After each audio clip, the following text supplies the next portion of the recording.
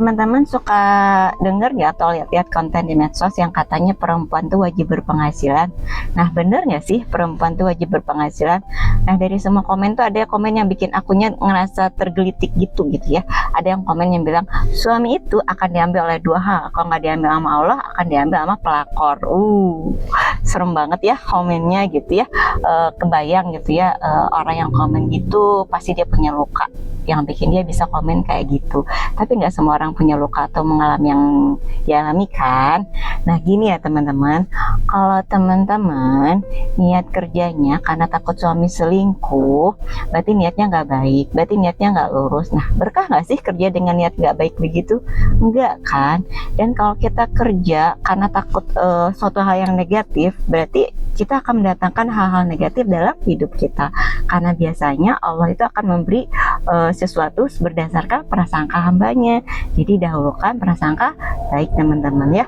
Nah, yang kedua, kok kita pede banget gitu kalau suami kita diambil lebih dulu gitu ya. Kan bisa jadi kita yang lebih dulu diambil sama Allah. Kita nggak pernah tahu ya teman-teman ya. Nah, kita kembalikan lagi ya teman-teman.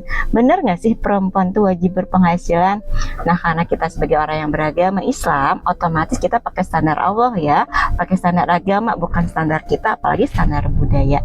Nah, gini ya teman-teman ya, kewajiban mencari nafkah, kewajiban berpenghasilan itu bukan dijatuhkan pada perempuan, tapi kewajiban itu dijatuhkan kepada suami. Jadi perempuan tuh nggak wajib berpenghasilan.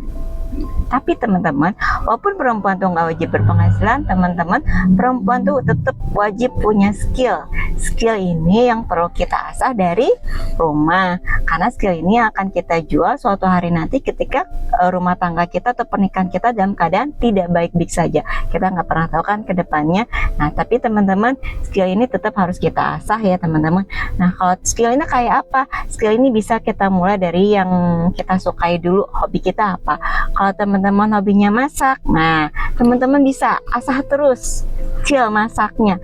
Misalnya teman-teman punya anak yang suka ngelatih makanan, suka getem, teman-teman bisa asah nih skillnya gimana masakan menarik buat anak, enak rasanya buat anak. Nah, terus kalau teman-teman gak suka masak, tenang, teman-teman sukanya apa? Kalau teman-teman senangnya ngajar, nah teman-teman yang punya skill ngajar bisa diasah, misal dengan ngajar anak sendiri gitu, gimana bikin pelajaran menarik buat anak gitu, anak cepat memahami gitu, anak suka dengan proses belajarnya, ini bisa teman-teman asah.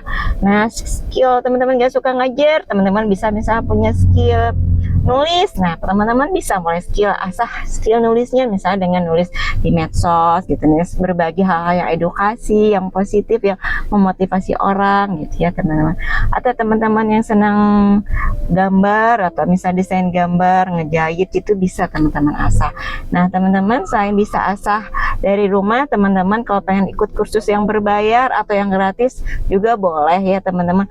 Pokoknya asah skill kita, gimana caranya kita ningkatin skill kita gitu ya. Jadi ngelakuin apa yang kita suka sebagai ibu rumah tangga. Nah, skill ini yang bisa kita jadikan akses jalan keluar ketika suatu hari nanti kita dalam keadaan nggak baik ya teman-teman ya.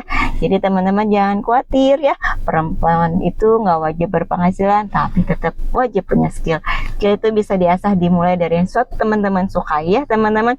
Jadi jangan khawatir lagi dan tetap semangat, jangan ngerasa insecure, minder karena konten-konten di luar sana ya teman-teman. Karena kita, sebagai perempuan, kita kembalikan lagi di jalan Allah sesuai standar agama, bukan standar orang lain ya. Jangan lupa bahagia, dan anak-anak kita butuh ibu yang bahagia. Semangat. Assalamualaikum.